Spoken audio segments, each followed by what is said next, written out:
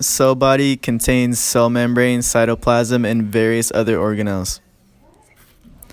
Nissl bodies membranous sac similar to the endoplasmic reticulum. Nucleus controls cell activity, does not undergo mitosis. Dendrite, places where other neurons can attach and communicate with the neuron. The axon conducts impulses away from the cell body. Its ends has extensions which contacts the surface of another cell. Schwann cell forms a sheath around peripheral axons where it is myelinated or unmyelinated.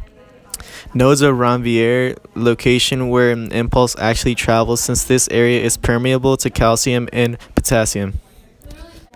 This is a close-up of the node of Ranvier. This is where the neuron impulse happens. Nice. At resting, we have sodium on the outside with a positive charge and potassium inside with a negative charge. Slowly, sodium moves in,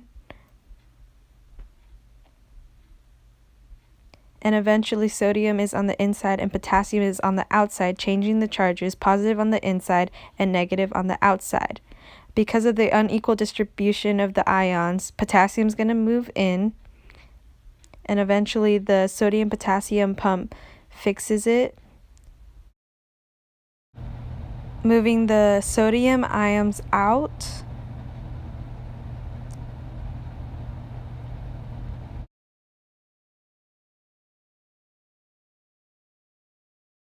The sodium ions are on the outside of the membrane and potassium is on the inside, changing the charge back to how it was, positive on the outside and negative on the inside.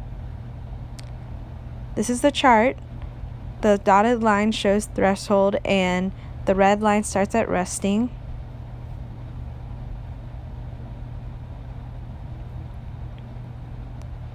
As we get an impulse, our resting potential goes over threshold.